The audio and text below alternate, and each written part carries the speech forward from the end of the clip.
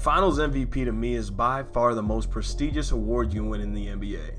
You are the best of the best. Not only did you win the championship, you were the best on that championship team. An MVP can come around and have a good regular season and follow it with a pretty poor postseason. We've seen James Harden, we've seen Joel Embiid this year, we've seen Derrick Rose in the past. But Finals MVP proves to you that you are the best player in the world most likely at that time. Of course there are exceptions, but for the most part, Finals MVP was the best player in the league that year. And while you and me are at home watching the NBA Finals, it is our job as fans to rank these last 5 Finals MVPs and see who is the most prestigious of them all. Let's get straight into it. The last 5 Finals MVPs from 2019 to 2023, let's rank them. First of all, let's go through the criteria. This is how players will be ranked. First of all, the most important thing is statistical dominance. Obviously, this is how the NBA works. For you to get paid, you have to put up good stats on good efficiency. It's nothing new, so that'll obviously be behind door number 1. The second thing is competition. How good was your finals competition? Did you face a terrible finals team? You faced a good one? What were the events that went down in the finals, and how well did you beat them? Did you beat them in 5? Did you beat them in 7? Those are all things, in my opinion, that pertain to competition. And the last one is league context. Were there a lot of injuries that year? Did that mean that a lot of players could just sit out and you could just go through a bunch of teams who were missing all-stars or superstar players? To me, that is very important. I can't see a season in which Stephen Curry and Kevin Durant don't play and it's one of the best finals of all time. That makes absolutely no sense. So over the last 5 seasons, the league needs to be relatively healthy. You need to go through good competition, and you need to be statistically dominant in the NBA Finals for you to be number 1 on my list. Let's start at number 5. LeBron James led the 2020 Lakers into an NBA championship in a COVID-riddled season. That's why he's number 5. Those last few words, a COVID-riddled season.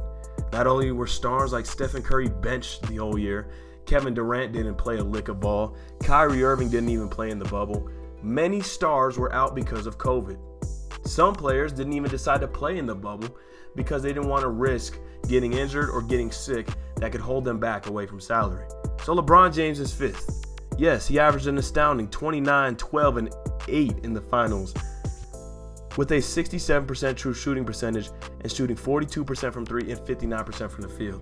His performance was great, but his competition was not so great. At number 4 on this list, we have 2019 Kawhi Leonard. Kawhi Leonard had a great playoff run, kind of excluding the finals. If you look at his final stats, 28 points and 10 rebounds is good, shooting 43% from the field and 35% from 3.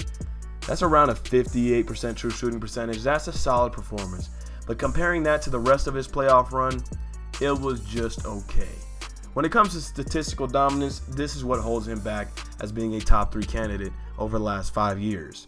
Statistically, he wasn't too dominant. LeBron was by far more dominant in the finals in the year after this year, which was 2020, compared to his 2019 Kawhi. But the reason why Kawhi is higher up than LeBron is because of competition. LeBron faced terrible competition. Kawhi Leonard went to some 7-game series and was very resilient in some series that LeBron could not pull off, simply enough. Kawhi Leonard was the beneficiary of the deepest team ever, yes. But that deepest team ever had no superstar besides him. So he's number 4th on this list. At number 3, we have 2021 NBA champion Milwaukee Buck Giannis Antetokounmpo. Now look at this. The thing that is not holding him back is statistical dominance. 35 points a game, 13 rebounds, 5 assists, shooting 60% from the field, and a 66% true shooting percentage on 35 points a night. He was dominant. But the thing that does hold him back is competition. Now, I'm not going to say that the competition that he faced was terrible, but it was very injured. James Harden played like Corey Joseph in that Nets series. He was way too injured to even make an impact, and he still went 7 games against a team that had shallow depth and a Kevin Durant that was playing with himself. Pause. And then in the conference finals, they faced an Atlanta Hawks team who was also injured as Trae Young got injured in the first game. Now look, I don't want to discredit what the Milwaukee Bucks did, but they were the beneficiary of injuries, no doubt about it. Like every NBA champion, but them to a certain extent as well. At number 2, we have Nikola Jokic. Nikola Jokic had a great final statistically, but we're also looking at another finals in which the Denver Nuggets just didn't face the best team. Jokic averaged 30 points, 14 rebounds, and 7 assists that series, arguably more statistically dominant than Giannis, with 58% from the field and 42% from 3 on a 67% true shooting percentage. Nikola Jokic was unbelievable this series, kind of like how he was the whole playoff run, averaging a near 30-point triple-double. So yes, I know he's number 2 on this list and very high on the last 5 finals MVPs, but there's reasons behind that. First round, forget about that. It's a very easy round, like many first rounds are for first seeds. The second round, he faces a Phoenix Suns team that was dubbed a super team when he came in there, and he made somewhat quick work of them, not letting them take one road game. In the conference finals, he sweeps LeBron James and the Lakers.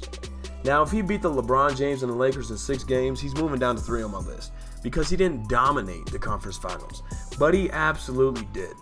Every single game was the Nuggets. Yes, there were a few close games, but after the first game, people said that Lakers figured something out and that they'd be back in game 2 and win.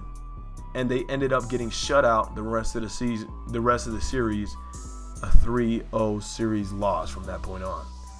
Jokic dominated the West, and he dominated the NBA Finals, winning in only 5 games. That's why I say he's over Giannis. He dominated his conference, and he proceeded to dominate the NBA Finals, not giving the Heat even a little bit of luck. And at number 1 on this list, as you can probably guess, is Stephen Curry. Stephen Curry in the 2022 NBA Finals averaged 31 points, 6 rebounds, and 6 assists, 43% from 3, and 63% true shooting percentage. But the reason why he's this high up is because of his competition. Now, yes, Luka is not a good team to face really in the conference finals, but he faced the best team in the finals. He legit faced the best team in the finals with the Boston Celtics. And yes, did Andrew Wiggins help him a ton by locking up Jason Tatum and making life miserable? Of course. But Stephen Curry faced the most competition out of any of the last 5 finals MVPs by far, in my opinion.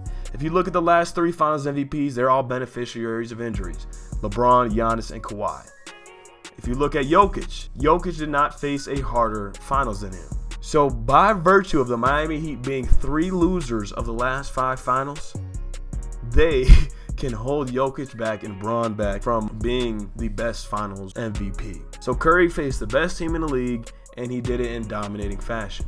Thank you guys for watching this video. Make sure to leave a like, subscribe, turn on post notifications. And yeah, I've been trying to be really consistent with the videos recently.